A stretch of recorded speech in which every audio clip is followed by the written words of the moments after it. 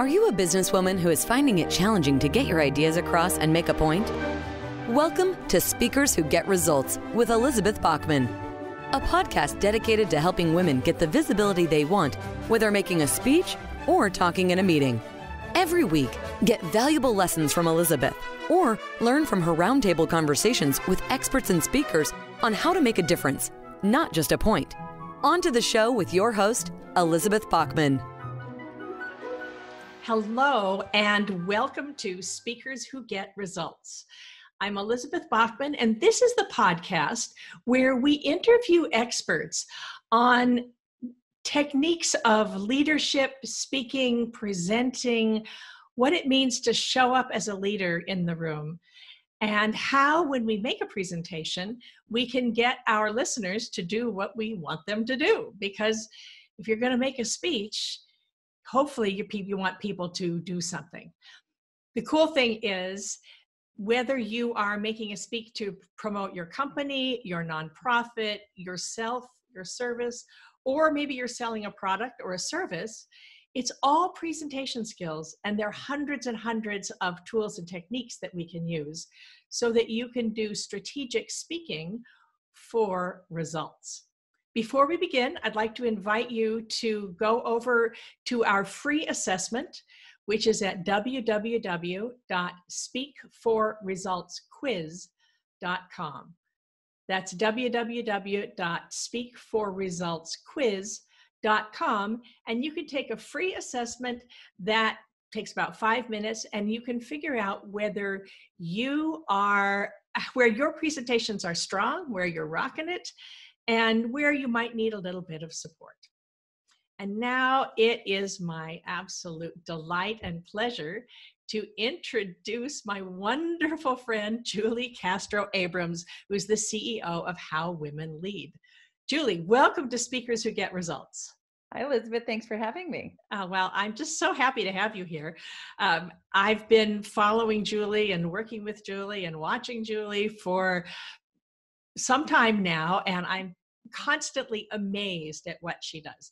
And her bio is humongously lengthy. It would take the entire time of the podcast. So I'm just going to read a couple of highlights here. She is an expert in board governance and building diverse boards that are a strategic advantage for a company. She's also an experienced nonprofit CEO and entrepreneur, and through her consulting practice, she supports leaders to build high-performance boards, breakthrough performance for the leaders, and high-performing multicultural teams. Julie is the chair and CEO of How Women Lead, which is how I first met her. And I had to pursue her for about 6 months before we could actually manage a conversation, but boy, was it worth it. How Women Lead is a network of over 12,000 women who are dedicated to promoting diverse women's voices and propelling women's leadership forward as well. And Julie's also the managing partner of Board Leaders, where she actively places leaders on corporate boards and supports them to build inclusive and high-performance boards. She's also an active investor and advisor to startups. She sits on the advisory boards of the fintech startup Lend Donate, also the New Search Collaborative, and she's the governance chair for the Women's Funding Network, which is a network of women's foundations across the globe. So, Julie, welcome to Speakers Who Get Results. I almost said welcome to How Women Lead, but that's you. Plus, when she's an amazing lady. Yeah, great. Well, before we go into all the wonderful stuff that you have and the wonderful information that you have, there's a question I ask everybody. Was if you were to interview somebody who's no longer in the public eye, who would be your dream interview? What would you ask? And who should be listening? Okay. For me, because I grew up I was a Title IX baby. I was one of the first women that got to take advantage of Title IX as an athlete in high school. So Billie Jean. Wait, and tell us what Title IX is, because we've got international listeners who might not know. Great. So Title IX is a nationwide requirement that universities and schools invest equal amounts in girls' sports as boys' sports. it changed the whole thing for the whole environment for girl athletes, and really kind of helped us create a whole wave of promoting women and girls in sports. And on the New Search Collaborative board, one of the things that, one of the whole premise of that consulting firm is 94% of top CEOs around the country were athletes growing up. Ah. So being a girl athlete, I watched Billie Jean King. I'm 52 years old. She was in the limelight when I was growing up, and she was so courageous. And she was the first person who came out anywhere as a lesbian. And, her courage, she was so sassy and strong with men. There's like this very famous, tennis games with this guy who was bloviating all over the place. And I just thought, God, this woman is such a strong, courageous leader. So in every way, I feel like Billie Jean King is the person I'd love to find out from her, like, how did you get this sense of courage? To me, moral courage is something we're missing in leadership, and women kind of get it beaten out of them as they evolve through their careers. And I think it's essential that we find that foundation inside of ourselves where we can stand in our truth and our power and be authentic. And she's it. So I would really want to find out from her, where did that come from, and how do you keep fueling that, so that you can be pushing the envelope for all of us. And thank her. I want to thank her. It wasn't easy, Well, I have to tell you, my mom was a tennis player, and I chose the non-competitive athletes. I was going to be I was a dancer because I didn't want to. Yeah. Tennis was because my mom was the tennis player, and it was really scary because mom did. Yeah. Because I didn't want to do what my mom did, and also because I could never win because I was playing against her, and she was a champion tennis player. So we followed Billie Jean King all the time. So yay, I'll be in the audience for that one. Totally. Oh, good. Oh yeah. Yeah. So let me ask you, you do a lot of work on women's leadership, and I've heard you talk about being at a tipping point now in women's leadership. What do you mean by that? Okay, well, let's just start by saying I'm not a Pollyanna exactly. I'm an optimist. Okay. I've been working on this stuff for 30 years. There have been moments where I've thought we have not made a bit of progress despite all of my hard work, and our hard work, a lot of us, you out there with me.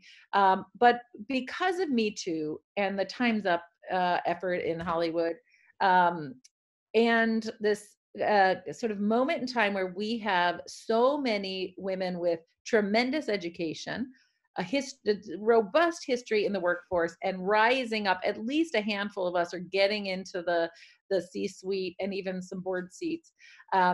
We have now kind of gotten to this point where our readiness and our demand for change is equaling years of data about the success of having diversity on boards and diversity in the leadership.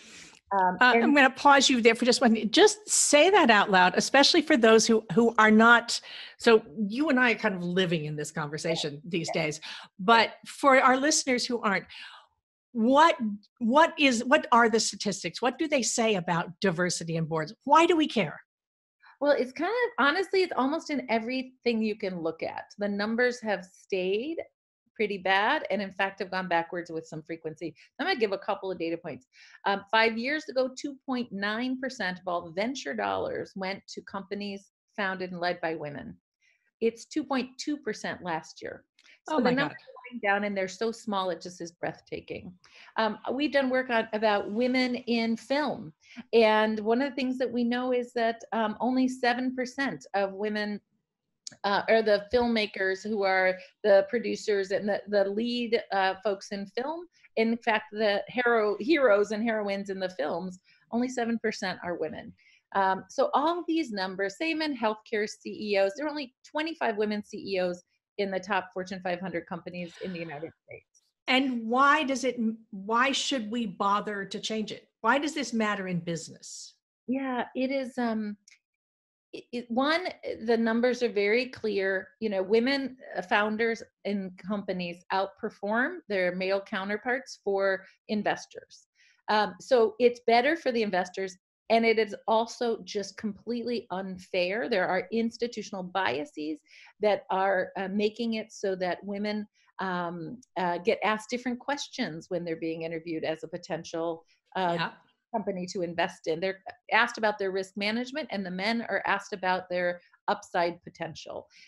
So these institutional biases, they have a big ripple effect. It's not just that the numbers are bad for investing in women founders, but women founders who get the investments then have the exits that then make them wealthy to become venture capitalists and invest in other companies. So if you don't have women investors, you're not going to have the people who will relate to your business idea that might have something to do with, you know, the huge purchasing power of women. And so the cycle needs to be disrupted. So that's in every place. If you have more, and so the corporate boardroom is an example of one of the things that we've tackled, because we saw some movements and opportunities to really intervene in this cycle. And we've had a lot of success. We know that when there are women in the boardroom, companies are safer, their risk is better, their financial results are better, as much as 26%, depending on the research that you look at. But women are paid more equitably within a company when there are at least 3 women on the board. And So the ripple effect for everyone is so powerful. You make more money, you have better companies, less risk for the whole company and the investors. do you have any thoughts about why? Yeah, there's a couple things that are pretty cool, actually. One, we've all been in an environment, I'm sure, where you've got groupthink going on, or you understand the concept. Oh, yeah. And so, in addition to the fact that everybody who plays by the same rules, went to the same schools, has worked in the same ecosystem, they all have some groupthink going on, not just what their belief systems are based on, but also who do you kind of let be the decision maker in the room and everyone else just follows. That means you don't have to do as much work. It's much easier if you like show up and you're like, Elizabeth Bachman always has the best ideas and kind of makes the decisions that she's done well for us in the past. We're just going to do what Elizabeth says. That is lazy and more fun for you, but it's bad for the results of the organization, because Elizabeth probably hits it most of the time, but not all the time.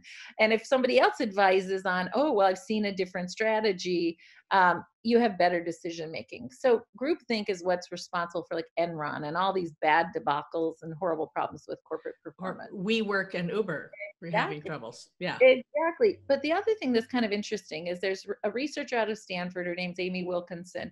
She's actually looked at when you create diversity in any group, it actually upgames everybody. Everybody performs at a higher level. They are more disciplined. They work harder in evaluating the different things that are on the table. And so companies do better because everybody in that boardroom does better.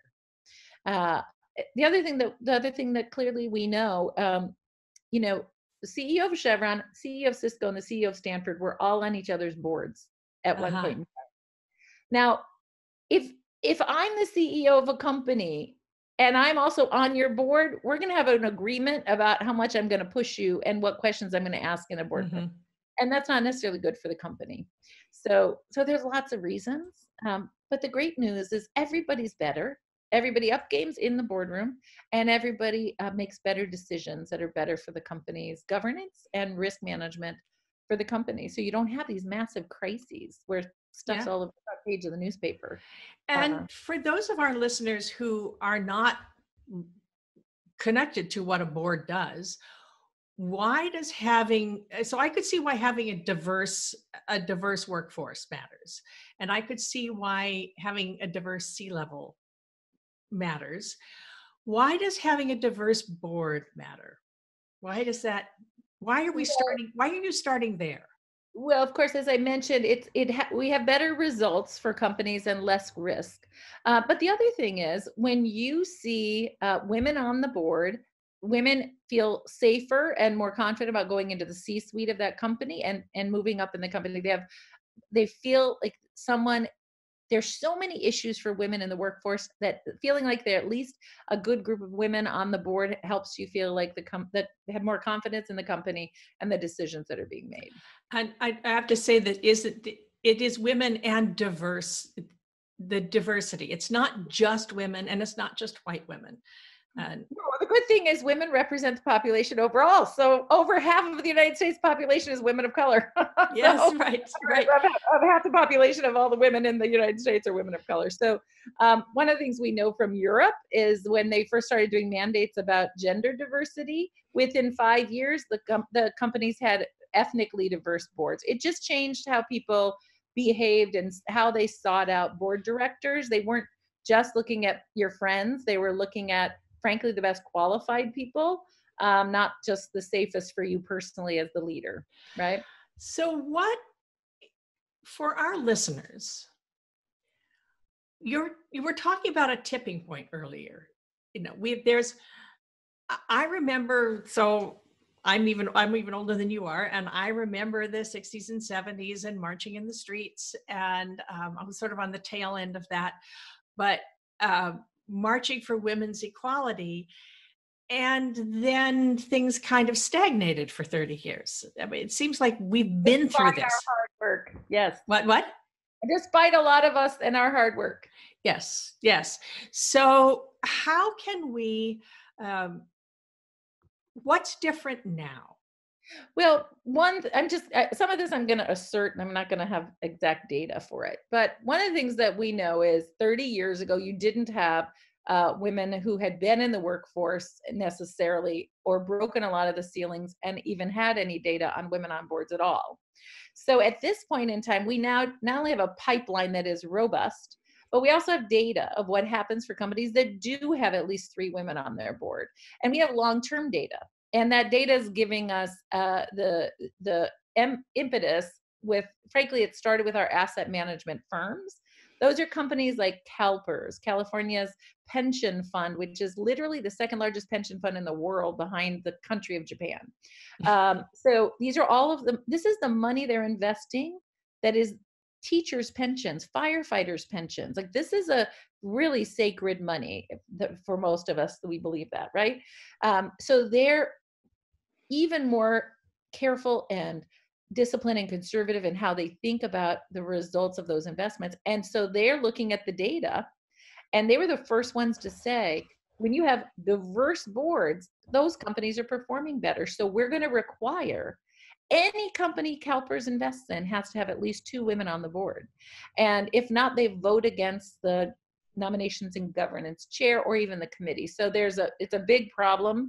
And these are the companies, these asset management firms buy up half of the initial public offerings, half of the stock that becomes available when a company goes public. So they're really important actors in this space and have huge influence. So CalPERS started it, and then some of these more maybe conservative legacy companies like BlackRock and Fidelity and State Street, they all started getting in the game. State Street's been very assertive. They're the ones that have, that thing, the bowl in New York where they've got the little girl who's the fearless girl. That State Street put that out when they came out with their mandate about women on boards. So we're starting to see these institutional investors be very clear that this is a requirement for investments of theirs, that the companies have gender diverse boards.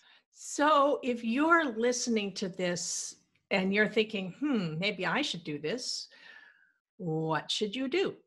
Well, I want everybody to start thinking I should be able to do this, because there are a million types of boards that you could go on. But let me give you one data point. 2 years ago, these asset management firms said we need to have 2 women on the board. They voted against, hundreds and thousands rather of nomination and governance chairs a year ago. So 2 years ago, 17% of all new directors that were appointed in the Russell 3000 were women, only 17%. In the first 6 months of this year, it was 46%. So we're seeing a huge shift, and it's really driven across the country by the asset management firms. And we worked on some legislation that is also moving the needle. So and I would just say this is How Women Lead. Yes. One of the drivers of the legislative action in California, where we passed a Senate bill requiring companies have up to 3 women on their board within a 3-year period of time, or they get charged if they're California based. And the great thing is we have 3 other states that have approved the similar legislation and 6 others who are in process. So there's a big wave across the country to really reinforce this, in addition to what's happened in the financial management world. But for you, this is what I want you to think about. You could go on the public company board of Apple or Uber or Levi Strauss. But those seats are not they're very hard to get. You've had to be in the C-suite of a public company generally. I'm not qualified, but I can do a lot of great work in other kinds of boards. So that's something that you need to understand. That's not all there is. And in fact, there are only 600 of those board seats that generally turn over and are available in any year across the country.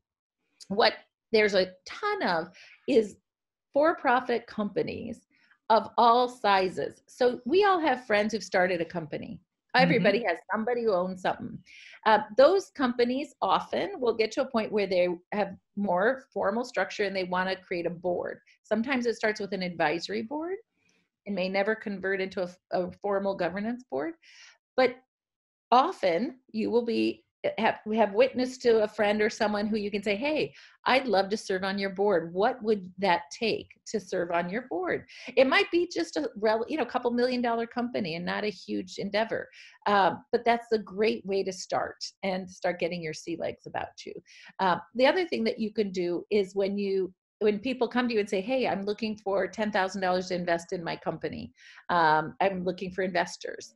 Sometimes it's not, that's a good chunk of money, but it's not impossible for people if they plan their finances in a certain way. You can use your retirement money. You can even use your donor advised funds to invest in companies. And when you do that, you can say, happy to invest, but I'd like a board seat. Sometimes they'll say to you, you can have a board seat until we get the $5 million from Sequoia Venture Capitalists. That's fine. They can kick you off the board later, but at least you're starting your board journey. So mapping out what's the right board seat for you, where can you add the most value? And then going and telling people, hey, I'm a good candidate for your board, and this is what the value I can bring. Keep me in mind, and then bug them every couple months. That's the way to do it.